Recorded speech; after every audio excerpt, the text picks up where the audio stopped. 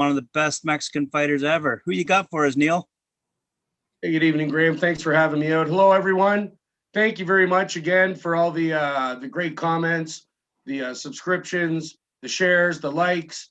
I'm really blown away by how much fun we're having here. Neil the Deal Show is supposed to be fun, a little bit informative, you know what I mean? We're just having fun over here. That's all we're doing. So I was talking earlier on an earlier episode in regards to doing fighters that are around the world. So tonight I felt, Graham, it was we should talk about one of the guys that is in my top 10. We haven't talked about him, but he is in the top 10. I haven't figured out exactly where he fits in exactly because we did the top 5. Now we get the other 5. So he's probably around 5 or 6. He's one of okay. The guy's name is Julio César Chávez, all right? Arguably the best fighter ever to fight for Mexico. Now, you Mexicans out there, I know you guys are watching. We know you like me. I come down there, have a few tequilas with you, hang out on the dock of the bay, have some fun down in Mexico, get some sun rays, whatever. But I love the fighters out of Mexico. They are you're probably the fighting capital of the world. That's what I think. Anyways, you guys create the best fighters. You got the States beat, no problem. Overall, Mexico is number 1. So I think the number 1 guy is going to be Julio César Chávez. Now, that's disputable because some of you guys probably think, well, it's Roberto Duran. Well, I don't know. Personally, I like Chávez. Have you seen Chávez before, Graham and Duran, yourself? Only on YouTube, and Roberto Duran would be back in the day, I guess. Wow, when I was in my 20s, I guess. Because that goes back to the 80s, right? Absolutely. Yeah. That's when he was having those big fights with Leonard. The guy was 71-1, when he fought Leonard. I mean, these guys, like, is there anybody better than 71-1? Well, I don't really know. I mean, but I think this guy, Chávez, is the cat's ass, if you know what I mean. All right? So Chávez, he was born in Mexico, obviously, July 12th, 1962, in Ciudad Obregón, Sonora, Mexico. All right. His father was a railroad worker. All right. I used to work on the railroad. We are railroad brothers, me and his dad. And we're the last of the cowboys. You know what I'm saying? We're the only ones out there, guys. The TTR boys, the A&B guys, the PNR guys. Yeah, it's me. All right. So take it easy. Check me out. All right. His mother, funny enough, for a living, she washed clothes. All right. And ironed people's clothes. All right. Chávez's, this is what his parents did. So the guy did not grow up with the golden spoon, where. He basically grew up on a dirt floor with his mother washing clothes for other people while his father was probably never around because us railroad guys, you're gone. You're done. So anyways, he came from a very, very poor family. He had 5 sisters, and 4 brothers. Unbelievable. So there's 10 in the family, 10 kids. And they were very poor. They literally were so poor. Okay, everyone, people, all you beautiful people who are watching the Neil Deal Show, I appreciate. His parents lived in a railroad car with 10 kids in a railroad car. Can you imagine? This is where this guy comes from. It's unbelievable. All right. So he started his career very young because obviously they didn't have food, money. They had nowhere to live, basically. They were homeless, I guess, and living in a railroad car on the side of a siding or something like that. And he started his career at 16 years old. And at that point, he moved to Tijuana, which I guess is one of the bigger cities in Mexico. I've never been to Mexico. I'd really like to go to Mexico. I hear it's fantastic. But and all you people I hear are beautiful. You really like the Canadians. We like you. So if I go down there, make sure you tell me where the good places are. I have no clue. All right. So, anyways, he started his career at 16 years old, his amateur career, moved to Tijuana, and he started his pro career 1 year later. So he really didn't have much of an amateur career. He basically needed the money, and so he went out and got it. He did what he had to do to support his family, support his family and friends, etc.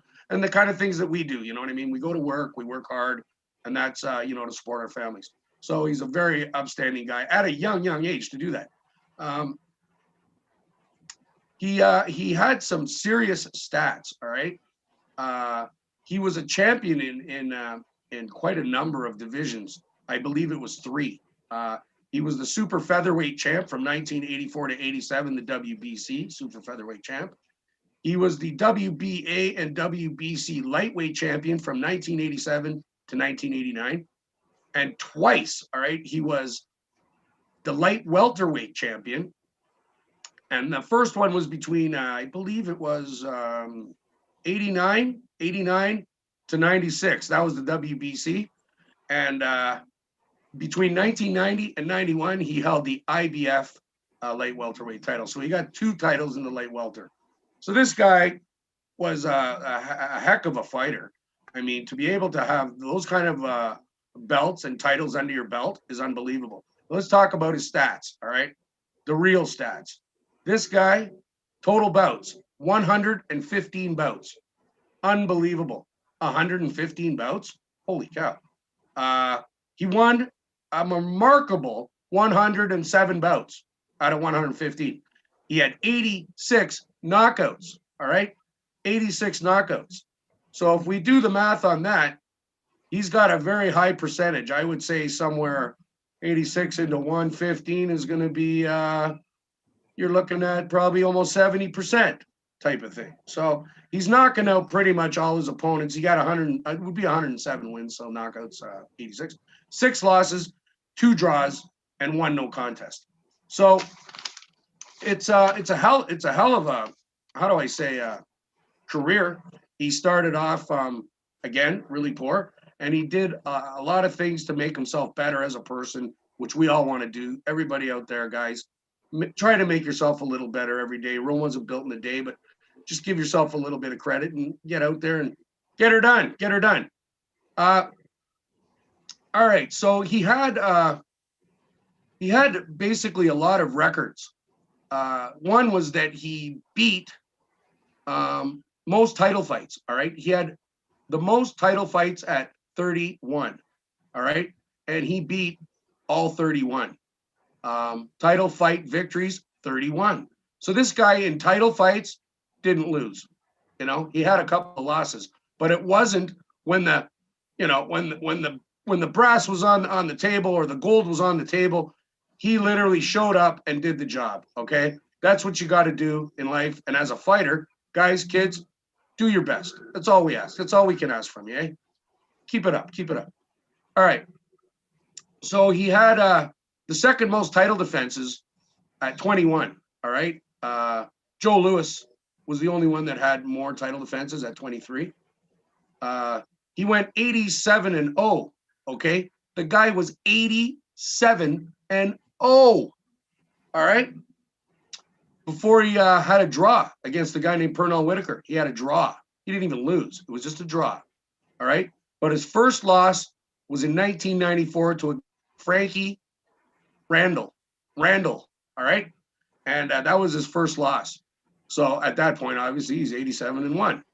But, you know, Frankie Randall, man, I don't know what you were eating that morning for breakfast, but I need some of that. You know what I'm saying? That guy must have had some vinegar in his Cheerios or whatever you want to call it. Because that guy, how do you beat the guy? He's 87-0, and then all this guy, Frankie Randall, shows up and decides, oh, I can beat this guy. It's no big deal. And he did. So he's ranked 17th best all-time pound-for-pound fighter, all right, by Ring Magazine. 17th. All right, Tommy Hearns was 18th. Chavez is 17th. All right. He's 24th. He's 24th on the 50th best of all time by ESPN. All right, he's 24th out of the top 50 from ESPN. All right, those guys are amazing over there. We love you at ESPN. You guys are awesome. Really good stuff. Thanks a lot, guys. And he's the 18th out of the 80 best. In the last 80 years, he's the 18th best. Ring Magazine decided he's the 18th best. So BoxRec also ranked him 17th. So he's right in there of all time. I mean, he's in the top 20, basically, of all time. He was inducted into the International Boxing Hall of Fame class of 2011. He was first his first pro fight, funny enough, was I believe it was April 3rd, 1980 was his first pro fight. So in a short span, he literally went from, his first pro fight in 1980 to being the champ within 4 or 5 years and just holding those belts for years and years and years. So he's really, really, really, really amazing, I would say. Now, he's had a bunch of notable fights. We're going to go through a bunch because, I mean, when you have 115 fights under your belt, Graham, you know what I mean? He's definitely fought some guys in those 115 fights. And the thing about this guy, too, he never ducked anybody. He actually went out and challenged everybody. Like, I'm talking, you got Larry Merchant and Lampley, and, you got your guys up there talking to him and stuff. And every interview I've ever seen him in, he basically said, I'll take on anybody, the best of the best. He never ducked and run. He showed up and he basically kicked butt. The guy's a butt kicker, that guy. So anyways, let's get some notable fights under our belts. Notable fights, I would say, Ruben Castillo. Ruben Castillo was one of the big boys that he was fighting. He defeated him by a KO in the 6th round in 1985. Roger Mayweather, we talked about him before, Floyd Mayweather's uncle. Mayweather fought Chavez and didn't fare very well, Mr. Roger Mayweather. He got knocked out in the 2nd round. And that was, again, July 7th, 1985. He fought a guy named Rocky Lockridge, 1986, August 3rd, 1986. And he won by a unanimous decision. He fought another guy. We're talking about Juan Laporte. Look this guy up, Juan Laporte. He beat him down with a win, unanimous decision again. Edwin Rosario. He won the title off Edwin Rosario, lightweight title. 1987, November 21st, 1987. He won the title, 11th round TKO. All right. So he's got the title. He's a light heavyweight champion. So Graham, have you heard of any of these guys he's been fighting or anything, Graham? No. No? Where were you when this happened? Like I said, it was the Really? 80s. Okay. I know what you were doing in the 80s. Nah, bad boy. Anyways, Rafael Limon. Here's another guy. Jose Luis Ramirez. Fantastic. Unified the WBA and WBC belts against Ramirez.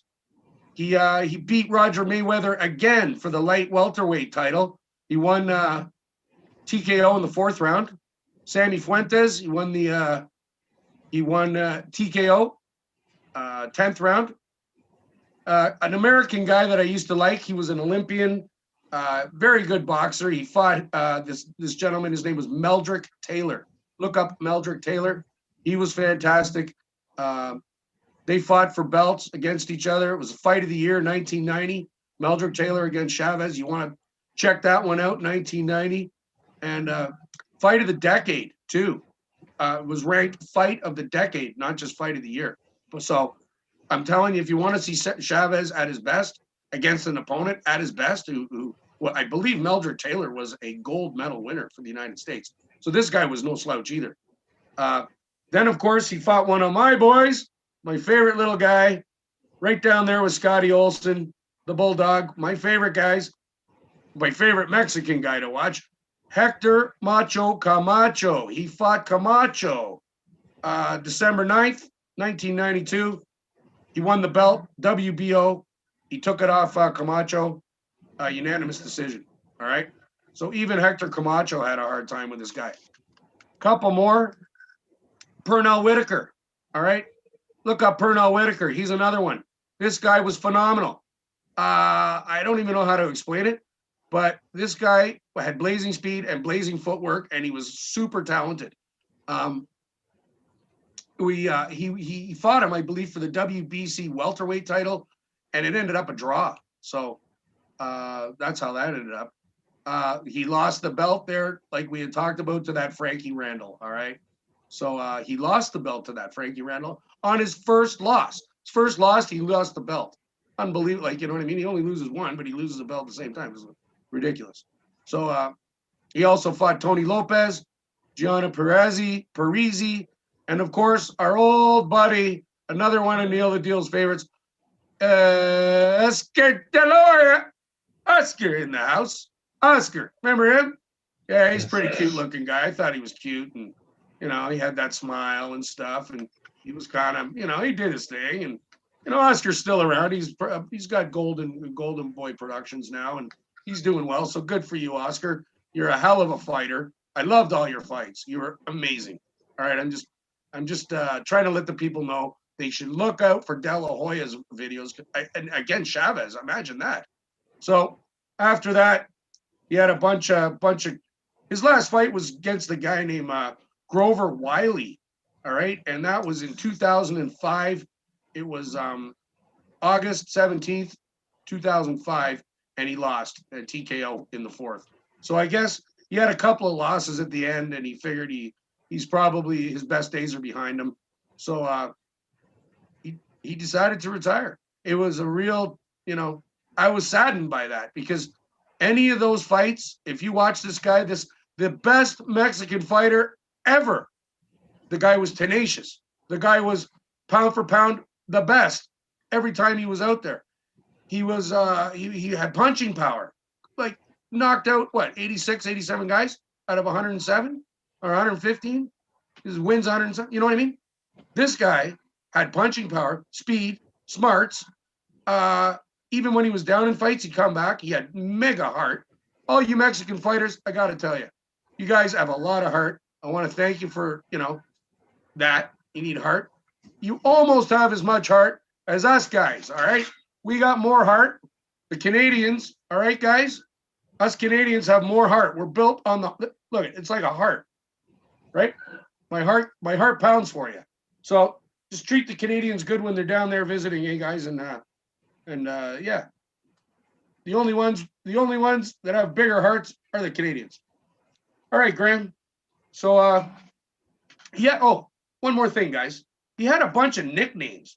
Like, I don't know. I thought it was just Cesar Chavez. I've never heard any of these nicknames. So apparently they used to call him Superstar. Superstar? All right. The Caesar of boxing was one of his nicknames, the Caesar of boxing. And the one I kind of liked is this one. It's El Grande Champion Mexicano. Champiano Mexicano. Yeah, I speak Mexican, you know what I like about Mexico? Tequila. That's what I like about Mexico. You guys make the best tequila, and us Scottish newfies, well, we only need one of those and we're done. So, but it's really good. Thanks a lot for the tequila. Eh? That's what I thought, when it said Tijuana, I thought it said tequila. I don't know. I just associate it with that. So anyways, and then the last little nickname, Graham, and we'll let the people go tonight. Thanks a lot for talking a little Chavez with us, is El Leon de Culiacan. Culiacan or Culiacan? All right. De Culiacan. Okay. El Leon de Culiacan. That's interesting, guys. I mean, I don't know exactly what that means, but maybe you can make a comment and let me know. So at least the next time in Mexico, I don't say the wrong thing and end up in the wrong place at the wrong time. So, and talking about the wrong guy to the wrong people. So you guys need to actually give me a hand, help me out. Let's get some comments going. The Mexicans, best. Look at that. Best fighters, Mexico, number one in the world, best place. Thanks a lot. You guys have all kinds of heart, fantastic trainers, fantastic fighters. Ever since I was a child, I always, when you see the guys from Mexico, you don't know who he is. You seriously know he's fighting for his life. So these guys, they got incredible endurance and incredible patience and incredible athleticism. And I got to thank them. So thanks a lot, Mexico. And Chavez, thanks a lot. You're the bomb, bro. Enjoy. Hope to meet you one day. It'd be a dream of mine to meet you, Mr. Chavez. God bless you. You're one of the best of all time. Take it. He's taking it as a man. My camera died. Can you hear me? Yeah, I can hear you. You're all there. Hey, All Graham, how are you, buddy? So what do you think of Chavez? Guy was obviously one tough dude. But I only have two things to say after that fantastic description of his career. Wow. Two things, though. One of your fans has commented that Roberto Duran is not Mexican, so you have no problem there. Oh, right. You're right. I was hoping you were going to. He's Panamanian. That's So, right. see, you guys, I'm making sure you're on the ball. All right. You guys got to start. I'm playing it, make the comment. That means you're watching. I appreciate that. And we all know Duran's from Panama. But thank you very much, whoever that was. You were paying attention. I appreciate that. Neil the Deal says 2 thumbs up for paying attention. Right on. And secondly, speaking of heart and speaking of Mexico, I was married on a beach in Mexico. So, we have a lot in common. There we go. Yeah. So I wish I was married on the beach in Mexico with Kenny Chesney singing me a lullaby. My favorite guy, Kenny. If you're listening, Kenny Chesney, Mr. Tim McGraw, Neil the Deal's coming after you too, eh? I can sing the songs. Shh, I sing too. You'll see in upcoming episodes. All right. Thanks very much, Neil. Appreciate it. Hey, anytime, Graham. Thanks very much. Good viewership for hanging in there. It was a great episode. I really enjoyed it a lot. And I'm sure you're going to have more Mexican fighters on the show as we go by. But that wraps it up for tonight. First time we have ever done a live episode. The batteries on my camera actually ran out halfway, 90% of the way through. And I had to switch back Maybe to my other camera. Maybe you should get a camera. Technician over there, so you get somebody to fix that, will you? And Neil the Deal does not like to get cut off like that. So anyway, it took me all a few right, seconds. whatever works. All right, good for you. All right.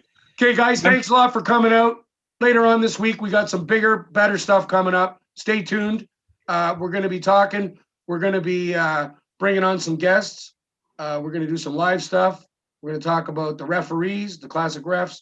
We talk about some more world fighters from different countries. Because every country has fighters. All right. So they need to be recognized. So guys, thanks a lot. Have a good day. And remember, be good to yourself. Always be yourself. Be good to yourself, to yourself. That's what I always say. Be good to yourself first. All right. And then try to give back to the others. Okay. And they can give back by sharing and subscribing and liking what we're doing. All right. Absolutely. And I'm really, really flattered by all the great stuff. You guys are fantastic. And let's just keep her rolling. We got a lot more great episodes coming up. We do. And I think you guys will be well entertained. Thanks very much. All right. Have a good night. All right. Take care, guys. We'll see you again soon. Bye-bye. Peace out. Bye-bye.